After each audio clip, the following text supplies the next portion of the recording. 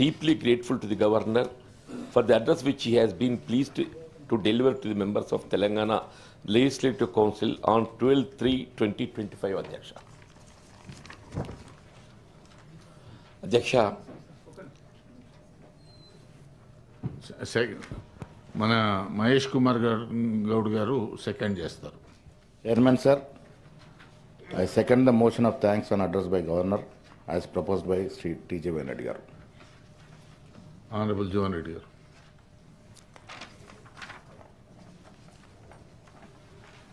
అధ్యక్ష,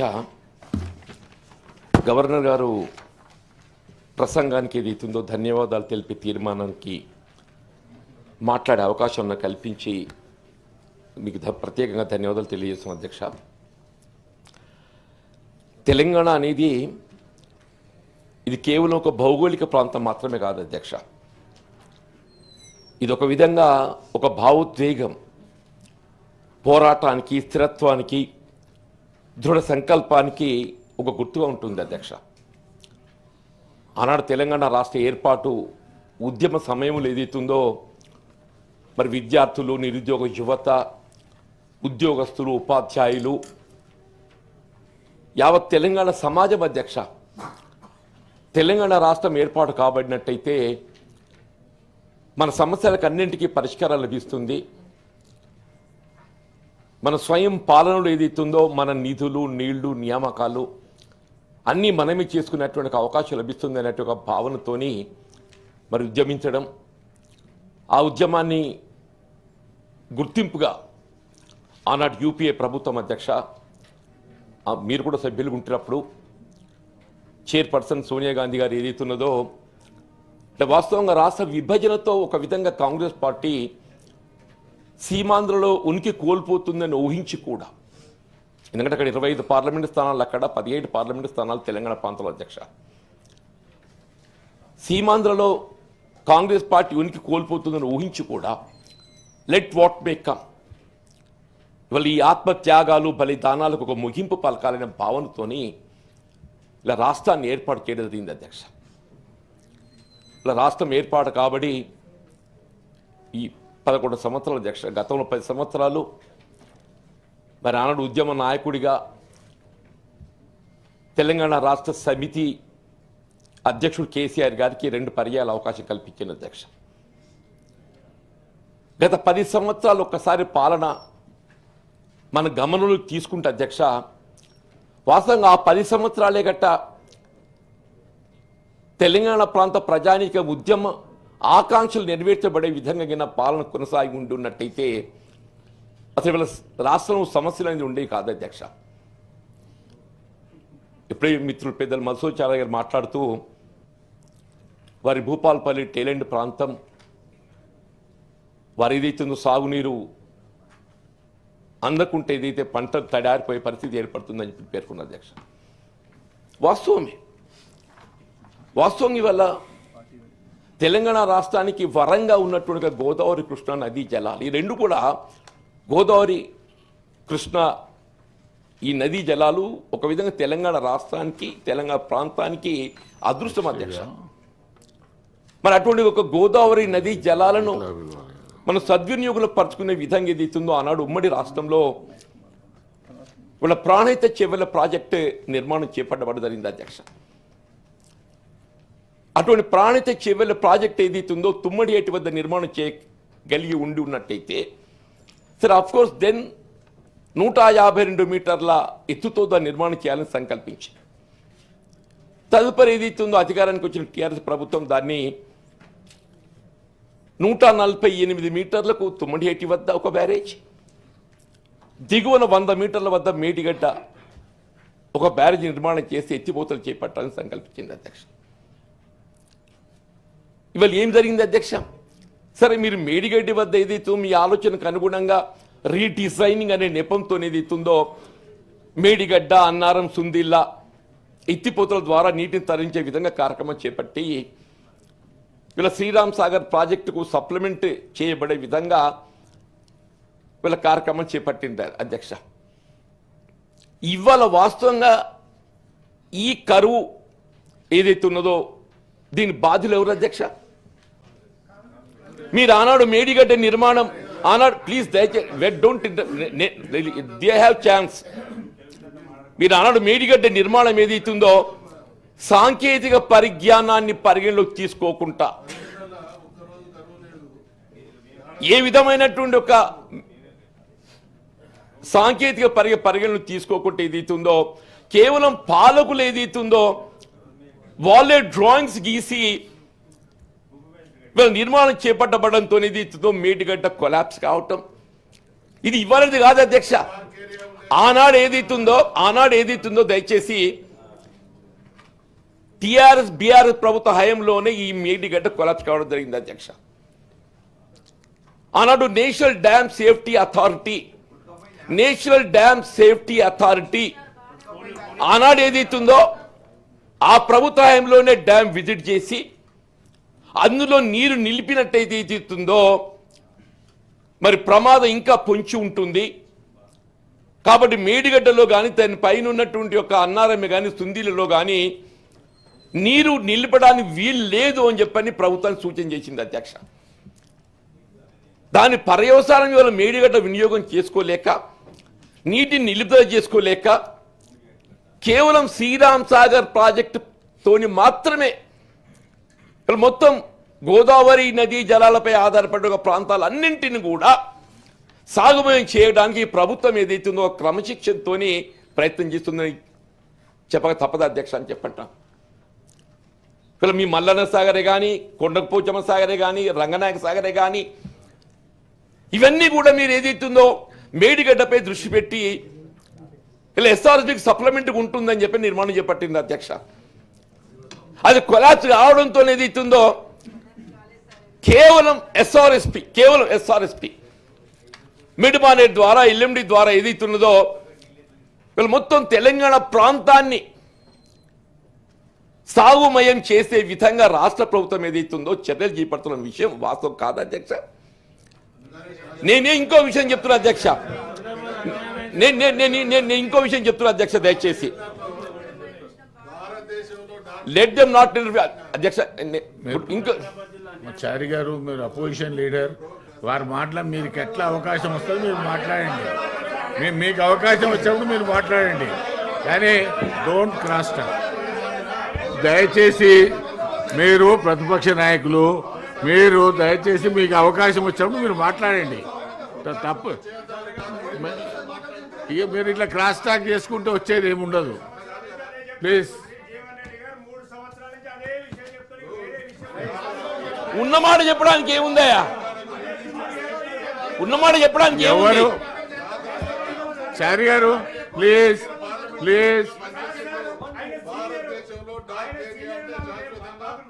ప్లీజ్. మధు గారు ప్లీజ్ కూర్చోండి. అది మాట్లాడుతున్నా మీ నాయకుడు మాట్లాడుతున్నప్పుడు కూర్చోకపోతే ఎట్లా అధ్యక్ష? ఇంకొక చిన్న విషయం సార్, ఇప్పుడు మసూదాచారి గారు మీరు ఏదైనా ఉన్నా మీరు మాట్లాడేటప్పుడు మాట్లాడండి, ఇబ్బంది లేదు. మీరు కూడా ఇప్పుడు అందరు మీరు మాట్లాడినా వారు మాట్లాడినా నేను మాట్లాడినా ప్రజలు గుర్తిస్తారు, ప్రజలు అన్ని అబ్జర్వ్ చేస్తున్నారు. కాబట్టి అదే చెప్తున్నాను నేను. అధ్యక్ష వాస్తవాలు మాట్లాడే ప్రొవోకేషన్ అధ్యక్ష. మేడిగడ్డ కొలాప్స్ అయింది, ఇది ఏదైనా నేను వాస్తవానికి భిన్నంగా మాట్లాడుతున్నా అధ్యక్ష. ఇలా రాష్ట్రంలో సాగునీటికి ఏదైతుందో సమస్య ఉత్పన్నం కావటానికి ఏదైతుందో మేడిగడ్డ సాంకేతిక పరిజ్ఞానం లేకుండా నిర్మాణం చేయడంతో ఏదైతుందో వాళ్ళు ఈ పరిస్థితి ఉత్పన్నమైందని చెప్పడం ఏదైతుందో ఇది వాస్తవానికి భిన్నమా అధ్యక్ష? నేను ఇంకో విషయం చెప్పదలుచుకున్నా అధ్యక్ష. ఆనాడు మహారాష్ట్ర ప్రభుత్వంతో ఒప్పందంలో భాగంగా మీరు మేడిగడ్డ వద్ద 100 మీటర్ల ఎత్తులో ఒక బ్యారేజీ నిర్మాణం చేయడానికి అనుమతి పొందారు.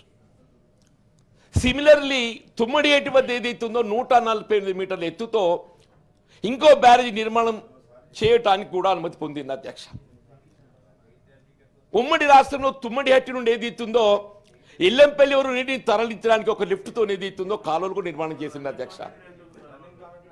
ఇవాళ ఏదైతుందో ఉమ్మడి రాష్ట్రంలో నిర్మాణం చేపట్టినట్టు కాలువలు 152 మీటర్ల ఎత్తుతో బ్యారేజీ నిర్మాణం చేస్తే అనేటు ఒక భావంతో చేసిన మీరు ఇదే తుమ్మడి వద్ద 148 మీటర్ల ఎత్తుతో బ్యారేజీ నిర్మాణం చేయగలిగి ఉన్నట్టయితే ఈ కాలువలను రీడిజైనింగ్ చేసి ఆ తుమ్మడిఎట్టి వద్ద బ్యారేజ్ నుండి నీటిని మళ్లింపు చేసి జైపూర్ వాగు ద్వారా సుందిల వరకు నీటిని తరలించే అవకాశం ఉండేనా లేకుండా అధ్యక్ష?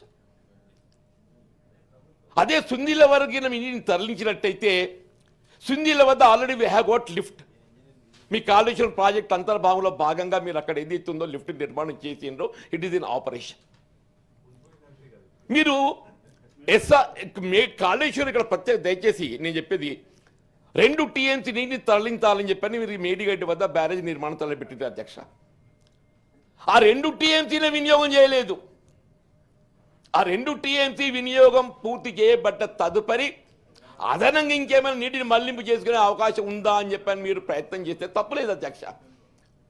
ఆ 2 TMCనే పూర్తి స్థాయిలో వినియోగం చేయకుండా మళ్ళీ అదే మేడిగడ్డ నుండి ఇంకొక TMC నీటిని తరలించాలని చెప్పని మీరు ఎల్లంపల్లి వరకు ఏదైతుందో లింక్ 1 ద్వారా 4,000 కోట్లు వెచ్చిచ్చారు. ఇది నిజమా కాదా అధ్యక్ష? మరి గౌరవ ఇరిగేషన్ శాఖ మంత్రి ఉన్నారు ఇక్కడ అధ్యక్ష. మరి ఏ లింక్ 1 మీరు అదనపు TMC నీటిని తరలించడానికి ఏదైతుందో 4,000 కోట్లు ఖర్చు పెట్టినరో ఈ 4,000 కోట్లు గట్ట ఇన్స్టెడ్ స్పెండింగ్ ఆన్ అదనపు TMC మేడిగడ్డకెళ్ళి తరలించడానికి ఖర్చు పెట్టకుండా అదే తుమ్మడిఎట్టి వద్ద బ్యారేజ్ నిర్మాణం చేసి ఆ 145 మీటర్ల ఎత్తుతోనైనా కానీ తవ్విన కాలు రీడిజైన్ చేసుకుని ఉండి ఉన్నట్టయితే ఆ 4,000 కోట్లతో ఏదైతుందో ఇవాళ సుందిల వరకు నీరు వచ్చేటువంటి అవకాశం ఉంది అధ్యక్ష అంటున్నాను. ఇవాళ మీరు మేడిగడ్డ కొలాప్స్ అయినందుకు ఈ లింక్ 1 మీరు ఇక్కడ నిర్మాణం చేయక అదే తుమ్మడిఎట్టి వద్ద బ్యారేజ్ నిర్మాణం చేస్తే అసలు రాష్ట్రంలో ఈ సమస్య ఉత్పన్నం అయ్యేది కాదు అధ్యక్ష. దీనికి ఎవరు బాధ్యులు అధ్యక్ష? గత ప్రభుత్వ వైఫల్యం కాదా అధ్యక్ష? వాస్తవాలు మాట్లాడితే ఏదైతుందో మీరు జీర్ణించుకోలేక ఏదైతుందో ఇది ఇప్పటికే నీ ప్రభుత్వాన్ని నేను కోరుతున్నా అధ్యక్ష. వీళ్ళు తుమ్మడిఎట్టి వద్ద బ్యారేజీ నిర్మాణం చేయాల్సినటువంటి ఒక ఆవశ్యకత ఉన్నది. ఏనాడైనా మీరు కేవలం ఏదైతుందో 2,000-4,000 కోట్ల మధ్య ఏదైతుందో వెచ్చించినట్టయితే తుమ్మడిఎట్టి వద్ద బ్యారేజీ నిర్మాణం చేసి సుందిల వరకు నీటిని తరలించి ఒక లిఫ్ట్తోనే ఏదైతుందో మేడిగడ్డకు ప్రత్యామ్నాయంగా ఏదైతుందో ఇలా ఎస్ఆర్ఎస్కి సప్లిమెంట్ చేస్తూ యావత్ రాష్ట్రాన్ని ఏదైతుందో ఆదుకునేటువంటి అవకాశం ఉంటుంది అధ్యక్ష. దయచేసి వాస్తవాలు నేను చెప్తున్నా అధ్యక్ష. ఇలా కృష్ణానదీ జలాలలో మన వాటా కోల్పోవడం బాధ్యులు ఎవరు అధ్యక్ష? ఏ పోతిరెడ్డిపాడు ఉమ్మడి రాష్ట్రంలో నిర్మాణం ఆరంభించిందని చెప్పి భావిస్తే మీరే ఉన్నారు అధ్యక్ష. అది 40,000 క్యూసెక్ తరలించడానికి కాలువను పెంచితే రాయలసీమ లిఫ్ట్ ఇరిగేషన్ కానీ బంకచెర్ల కానీ ఇవన్నీ చేసి ఏం చేసింది అధ్యక్ష పోయిన ప్రభుత్వం? మీ బాధ్యత కాదా అధ్యక్ష? ఇవాళ ఏదైతున్నదో అటు గోదావరి నది జలాల వినియోగం లోపల మీ సాంకేతిక పరిజ్ఞానాన్ని ఏదైతుందో వినియోగించకుండా సొంత ఆలోచనతో నిర్మాణం చేయడంతో ఆ ప్రాజెక్ట్ కొలాప్స్ అయింది. కృష్ణానదీ జలాలలో మన హక్కులు పొందటానికి ఏదైతుందో మీరు మరి మీకు రాయలసీమ రత్నాలు జగన్మోహన్ రెడ్డి గారు మీకు ఏమి ఇస్తానో ఏందో మాకు తెలియదు కానీ అధ్యక్ష ఇలా కృష్ణానదీ జలాలు కూడా ఏదైతుందో మన హక్కులు పొందలేని పరిస్థితి ఏర్పడదు అధ్యక్ష అంటున్నాను. దయచేసి నేను మంత్రి గారిని ఏదైతుందో at least you fight KRMB Krishna river management board ఏదైతుందో ఇప్పటికైనా మీరు సమర్థవంతంగా మన హక్కులు కాపాడటానికి మీరు చర్యలు చేపట్టండి అంటున్నాను. ఇవాళ SLBC కొలాప్స్ అయింది అధ్యక్ష. మీరు మధ్యలో ఏదైతుందో దాని నిర్మాణం నిలిపివేయడంతో ఏదైతుందో ఆ సీపేజ్ పెరిగి వచ్చి ఇవాళ కొలాప్స్ అయితే దానిపై కూడా మీరు ఆరోపణలు చేసే ప్రయత్నం చేస్తే ఎట్లా అధ్యక్ష? దయచేసి వాస్తవాలను కొంత మనం గ్రహించాలని చెప్పంటున్నాను. మా మిత్రుడు వాస్తవం ఇలా పీక్ సమ్మర్ రాబోతుంది, వేసవి మండు టెండర్లు వస్తున్నాయి, త్రాగునీటికి సమస్య ఎదురు కాబోతుంది. వాస్తవం అధ్యక్ష. కేవలం హైదరాబాద్ నగరమే కాదు యావత్ తెలంగాణ రాష్ట్రంలో కూడా సమస్య ఉత్పన్నం కాబోతుంది. మరి ఏమైందా మీ మిషన్ భగీరథ? మీరే సర్టిఫికేట్ ఇచ్చుకున్నారు కదా అధ్యక్ష. అధ్యక్ష అధ్యక్ష నేనేమంటున్నా, మీరు దయచేసి నా వైపు మాట్లాడండి, వాళ్ళని ప్రశ్న వేయకండి. నేను మీతో చెప్తున్నా అధ్యక్ష. You are in the government side అదే మాట్లాడుతున్నా. దయచేసి వాళ్ళని ప్రశ్నలు అడగకండి. అధ్యక్ష నా తక్కువ మీరు చెప్పండి. మీరు మిషన్ భగీరథ సర్టిఫికేట్ ఇచ్చుకున్నారు అధ్యక్ష. నిజంగానే ఎక్కడా మిషన్ భగీరథ సక్రమంగా నీరు అందించగలిగినట్టయితే అసలు ఇలా సమస్య ఉంటున్నాయి అధ్యక్ష. ఇవాళ మా జగిత్యాల ప్రాంతంలో డబ్బాలో ఏదైతుందో ఒక ఫిల్టర్ బెడ్ ఉంది అధ్యక్ష. ఆడ పంపులు ఎప్పుడు నడవవి అవి నడిస్తే ఏదైతుందో 30 మీటర్లకు 30 కిలోమీటర్ల మించి ఏదైతుందో ఆ వాటర్ ప్యూరిఫికేషన్ ఉండదు అధ్యక్ష. వాటర్ ఫ్లో 30 కిలోమీటర్లు దాటితే ఆ ప్యూరిఫికేషన్ ఉండదు అధ్యక్ష. మళ్ళీ మీరు ఏం చేయాలి, ట్యాంక్ లేదు ఎప్పుడు చెప్పా మీతో నేను. మళ్ళీ ట్యాంక్లో వాటర్ ఏదో ప్యూరిఫై చేయడానికి మళ్ళీ పౌడర్ కలిపి పైనెత్తిపోయాలి అధ్యక్ష.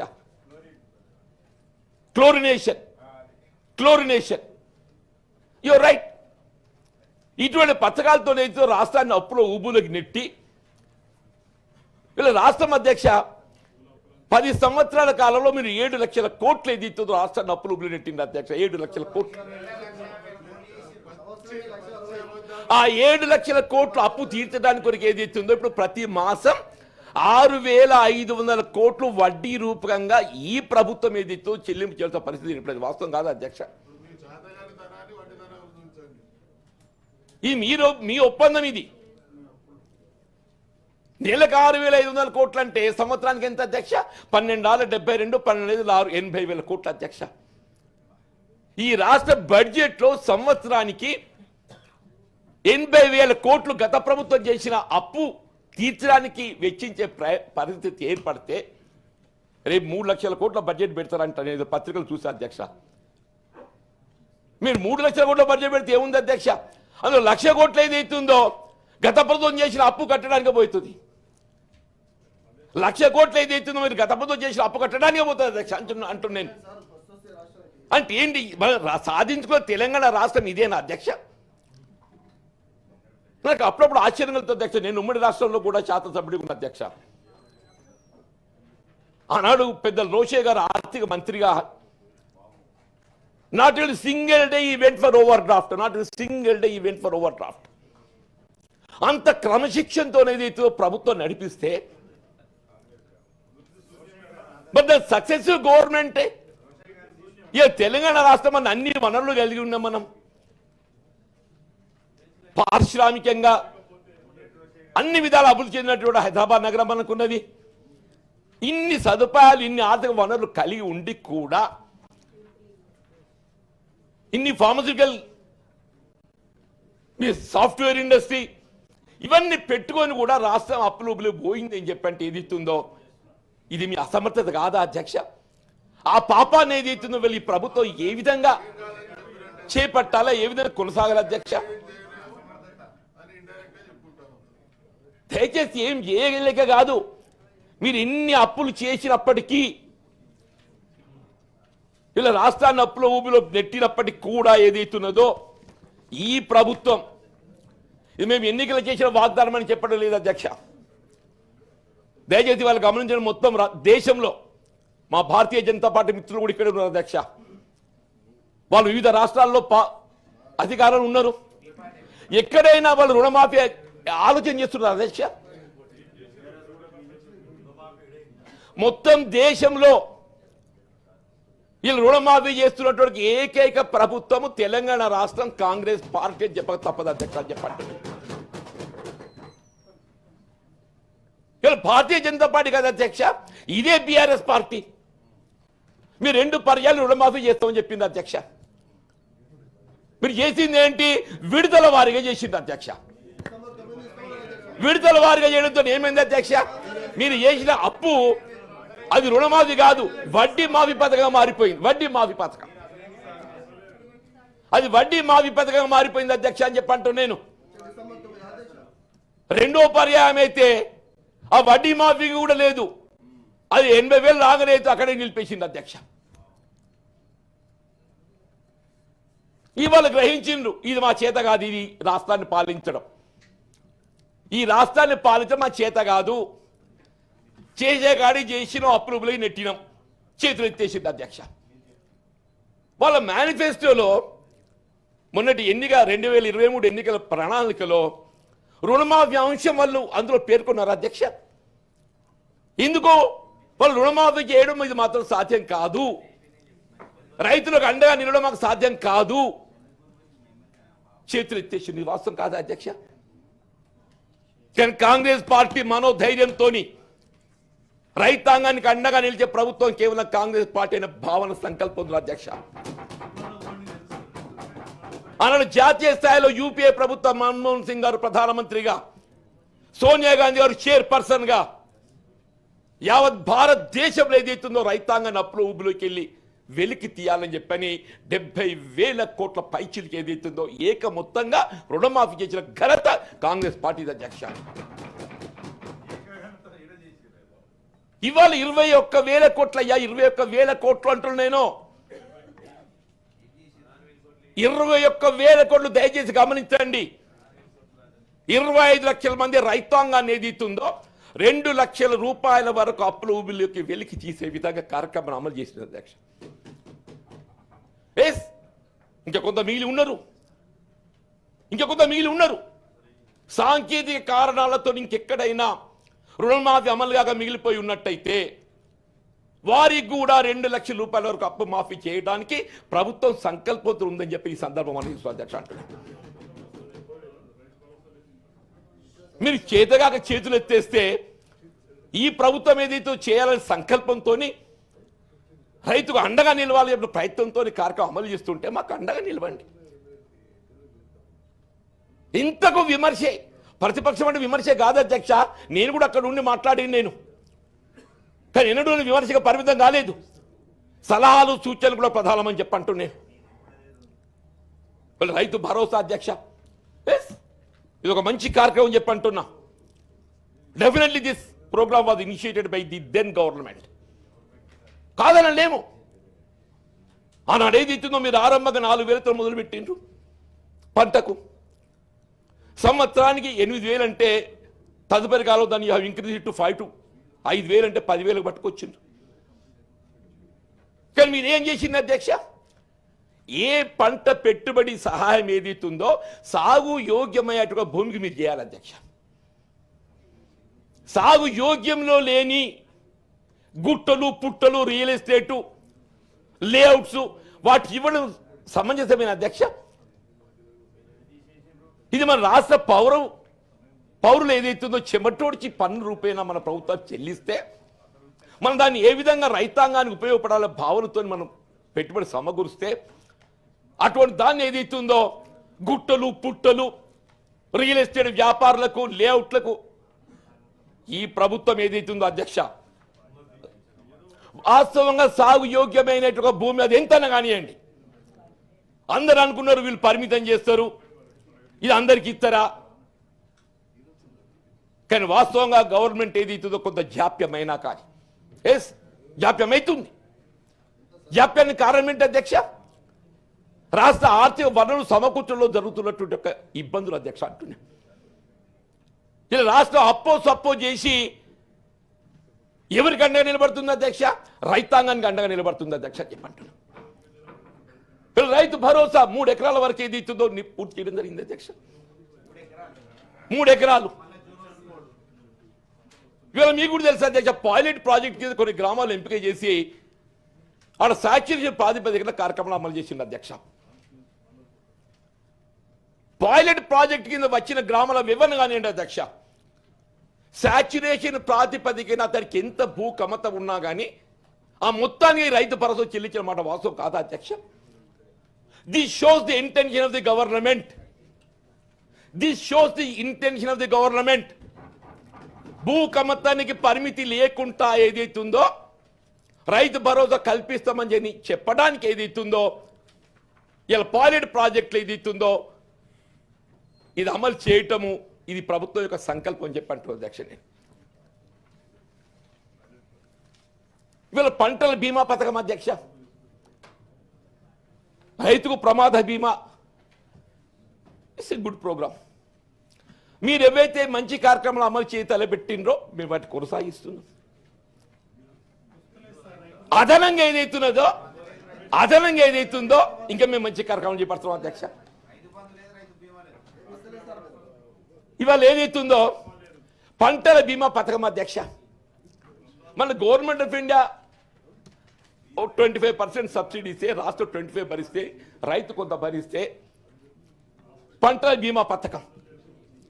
ఇలా తెలంగాణ రాష్ట్ర ప్రభుత్వం ఏదైతుందో రైతు చెల్లించేటువంటి ఒక పంటల బీమా వాటా ఏదైతుందో ప్రీమియం ఏదైతుందో రైతుపై భారం పడకుండా ప్రభుత్వమే ఆ భారం మోసే విధంగా ఏదైతుందో ఎప్పుడైనా పంటలు చీడపురుగుతూనే కానీ ఆ ప్రకృతి వైపరీత్యాలతోనే కానీ పంటలు నష్టపోతే ఆ రైతులు ఆదుకోవాల సంకల్పంతో ప్రభుత్వం ముందుకు పోవటం గతంలో మీరు ఎప్పుడు చేసింది అధ్యక్ష. వీళ్ళు ఇందిరమ్మ ఆత్మీయ భరోసా వీళ్ళు కేవలం రైతాంగానికి అండగా నిలవడమే కాదు, భూమి లేని నిరుపేదలు వీళ్ళు వ్యవసాయ కూలీపై ఆధారపడేటువంటి యొక్క నిరుపేద వర్గాలు, దళితులు, బలహీన వర్గాల అధ్యక్ష,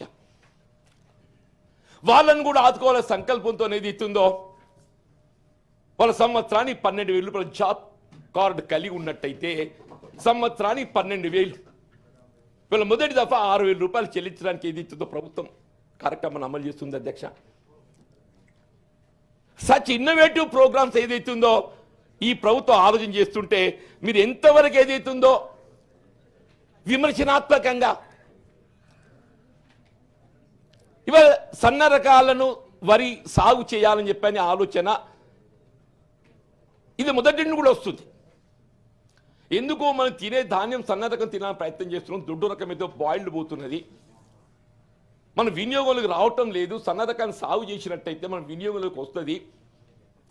వీళ్ళ పౌర సరఫరాల శాఖ సివిల్ సప్లైస్ ద్వారా మనం అందించేటువంటి ఒక పీడిఎస్ రైస్ ఏదైతుందో సన్న రకం అందించే ఒక అవకాశం ఉంటుందని చెప్పని ఈ ప్రభుత్వం ఆలోచన అమల్లోకి తెస్తున్నది. గత ప్రభుత్వం కూడా పేర్కొన్నది. నాకు ఇప్పటికి గుర్తుంది, దుబ్బాకి ఎన్నికల సమయం లోపల కేసీఆర్ గారు ఆ పక్కన ఎక్కడో మీటింగ్ పెట్టి, జనగామల్లో ఎక్కడో మీటింగ్ పెట్టి, మీరు సన్న రకాలు చేస్తే 100 ఇయ్యనా నేను, నాకు ఆమందని తెలియదా, ఎక్కడనే ఇక్కడ జనగామలో ఎక్కడ మీటింగ్ పెట్టిండు, నేను దొడ్డు రకాలు నేను కొననే కొనా సన్న రకాలు పెడితేనే కొంటా నేను. 100 ఎక్కువ ఇయ్యనా నేను, నాకు అంత తెలియదా, నాకు అంత సోయలేదా, ఏమైందో ఏందో కానీ అమాయకులు ఏదైతుందో దొడ్డు రకం సాగు చేయలేక సన్న రకం పెడితే ఆ 100 వీకింది 200 వీకింది, ఆ కొనే దిక్కులే సార్. ఇవాళ చెప్తున్నా అధ్యక్ష, ఏ విధమైన అదనపు తూకం లేకుండా మొత్తం రాష్ట్రంలో వరి ధాన్యం ఉత్పత్తి ఎంతైతే అంత చెప్పంటున్నది, ఎంతైతే అంత అని చెప్పంటున్నాయి. సేకరించడమే కాదు, సన్న రకాలకు కూడా 500 రూపాయల బోనస్ ఇచ్చి కొనుగోలు చేసి, అది గుర్తుపెట్టుకోండి. నేను మొత్తం దేశంలో చెప్తున్నా అధ్యక్ష, వీళ్ళు ఏ ప్రభుత్వమే కానీ వ్యవసాయ ఉత్పత్తుల మద్దతు ధర కల్పింప చేయడానికే కట్టుబడి ఉండాలి. కాబట్టి దిస్ గవర్నమెంట్, ఈ ప్రభుత్వం ఏదైతున్నదో కేవలం మద్దతు ధర కల్పించడమే కాదు, మీరు వినియోగదారులకు వినియోగపడే విధంగా సన్న రకాలు సాగు చేయండి. మీరు సన్న రకాలు సాగు చేస్తే దేశంలో ఎక్కడ లేని విధంగా క్వింటల్కి 500 రూపాయలు ఏదైతుందో మీకు అదనంగా బోనస్ ప్రోత్సాహం కలిగిస్తామని చెప్పని 1,200 కోట్లు ఇవాళ వెచ్చించి అమలు చేసిన ప్రభుత్వం ఇవాళ కాంగ్రెస్ పార్టీ గౌరవ మంత్రివర్యులు చెప్పండి. నిజమా కాదు అధ్యక్ష? మీరు ఇటువంటి కార్యక్రమం అమలు చేస్తుంటే మీరు విమర్శకే విమర్శిస్తామని చెప్పారంటే ఎట్లా అధ్యక్ష అని చెప్పంటున్నాయి. మీరు గతంలో రేషన్ కార్డులు జారీ చేయాలనే ఆలోచన ఉండాలి కదా అధ్యక్ష. ఇయ్యొచ్చు 5-6 ఎన్నికలు వస్తే ఇస్తారు. ఎట్లా ఆడ ఏదైతుందో హుజురాబాద్లో ఎక్కడ ఎన్నిక వచ్చింది, ఆ మునుగోడులో ఎన్నిక వచ్చింది, ఆ 2 లెక్కలు ఇస్తూ ఇవ్వచ్చు, నేను కాదని అన్నా. కానీ ఈ ప్రభుత్వం అట్లా ఎన్నికలకు పరిమితి అయ్యి అమలు చేసే కార్యక్రమాలు కాదు ప్రభుత్వం అధ్యక్ష. అర్హత కలిగి ఉన్న ప్రతి కుటుంబం రేషన్ కార్డ్ డిజిటల్ రూపేణ ఏదైతుందో రేపు ఉగాది నుండి ఆరంభం చేయబోతుంది అధ్యక్ష. రేపు ఉగాదికి ఆరంభం చేయబోతుంది అధ్యక్ష చెప్పండి.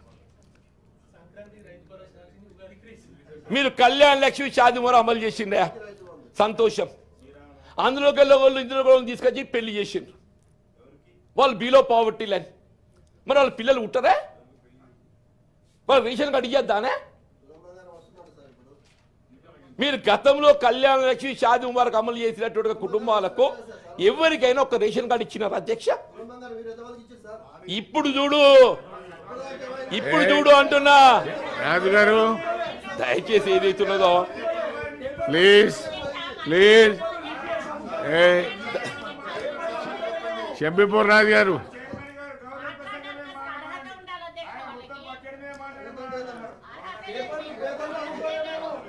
అధ్యక్ష ఇవాళ ఏదైతుందో ఈ ప్రభుత్వము రైతాంగం రైతు కూలీలే కాదు అధ్యక్ష, ప్లీజ్ కూర్చోండి. నిరుపేద వర్గాలకు అండగా నిలబడే ప్రభుత్వం అధ్యక్ష. ప్లీజ్ రాజు కూర్చోండి.